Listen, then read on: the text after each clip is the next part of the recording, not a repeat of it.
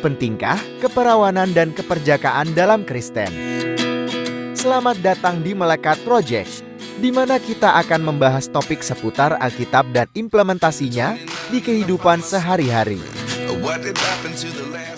Arti kata perawan dalam Alkitab menunjuk kepada kondisi seseorang yang belum menikah dan belum pernah bersetubuh.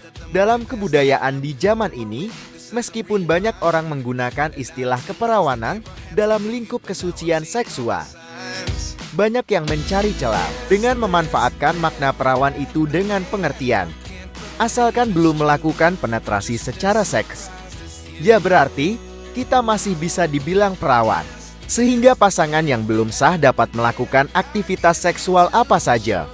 Yang penting kan tidak sampai penetrasi. Wah, bahaya dong.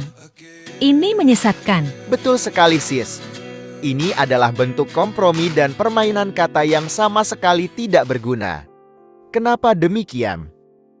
Karena di dalam Tuhan, kesucian itu harus melibatkan hati, pikiran dan jiwa, bukan sebatas bagian jasmaniah saja. Penekanan Alkitab tidak sekedar pada definisi keperawanan secara teknis atau medis, melainkan pada kondisi hati seseorang. Jadi intinya, apa dong kakak? Standar Alkitab cukup jelas, membujang sebelum menikah, dan monogami setelah menikah. Ingat ya, monogami bukan poligami. Ada 3 alasan yang kuat kenapa kita harus menunda seks sampai ke pernikahan. Alasan pertama, karena kita harus mentaati firman Tuhan. Jauhkanlah dirimu dari percabulan. Setiap dosa lain yang dilakukan manusia terjadi di luar dirinya, tetapi orang yang melakukan percabulan berdosa terhadap dirinya sendiri. Atau tidak tahukah kamu bahwa tubuhmu adalah bait Roh Kudus yang diam di dalam kamu, Roh Kudus yang kamu peroleh dari Allah, dan bahwa kamu bukan milik kamu sendiri. Sebab kamu telah dibeli dan harganya telah lunas dibayar, karena itu muliakanlah Allah dengan tubuhmu. Alasan kedua, kita harus belajar hidup dipimpin oleh roh dan bukan kedagingan. Karena inilah kehendak Allah, pengudusanmu, yaitu supaya kamu menjauhi percabulan, supaya kamu masing-masing mengambil seorang perempuan menjadi istrimu sendiri dan hidup di dalam pengudusan dan penghormatan, bukan di dalam keinginan hawa nafsu, seperti yang dibuat oleh orang-orang yang tidak mengenal Allah, dan supaya dalam hal-hal ini orang jangan memperlakukan saudaranya dengan tidak baik atau memperdayakannya. Karena Tuhan adalah pembalas dari semuanya ini, seperti yang telah kami katakan dan tegaskan dahulu kepadamu. Allah memanggil kita bukan untuk melakukan apa yang cemar, melainkan apa yang kudus. Membiarkan kedagingan mengambil alih tindakan kita adalah bentuk pemberontakan terhadap Allah. Hubungan seks yang penuh cinta kasih antara suami dan istri bersifat saling mendahulukan dan tidak egois. Memperdayakan orang lain demi memenuhi nafsu seksual pribadi adalah tindakan egois dan melecehkan. Meskipun pasangan Anda bersedia, Anda sedang membantu mereka berdosa dan sedang merusak hubungan mereka dengan Tuhan dan dengan orang lain. Alasan yang ketiga menyangkut misteri pernikahan. Ketika suami dan istri berhubungan intim, hipotalamus dalam otak mereka melepaskan kimia yang memberi perasaan terhubung dan mempercayai pasangannya.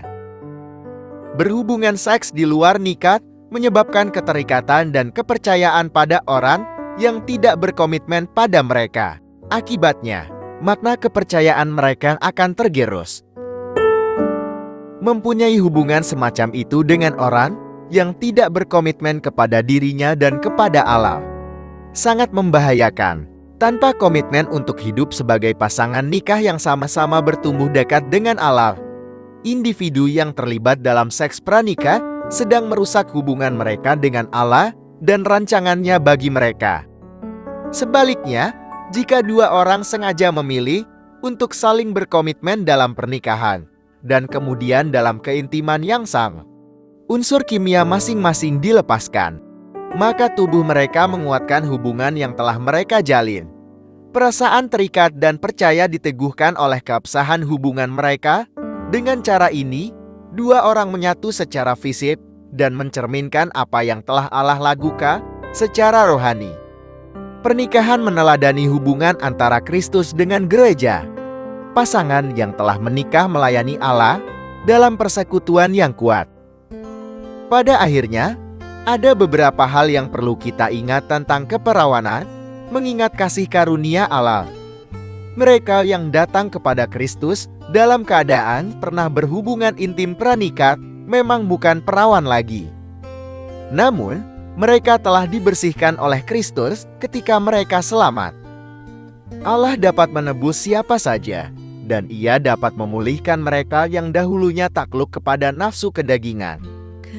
Bagi orang Kristen yang terlanjur melakukan seks pranikah, ada pengampunan dalam Kristus. Ia dapat membersihkan kita dari segala kecemaran dan menyembuhkan kita. Dan bagi kamu yang masih tetap menjaga dan mempertahankan kekudusan dalam hal seksual, percayalah Allah menyediakan suatu berkat yang spesial bagi anak-anak yang taat kepadanya. Jadi bagaimana menurut kamu? Mau menjaga kesucianmu sampai waktu Tuhan yang tepat? Atau mau ikut dalam kedagingan yang membawa penyesalan? Pilihan di tangan kamu. Keajaiban.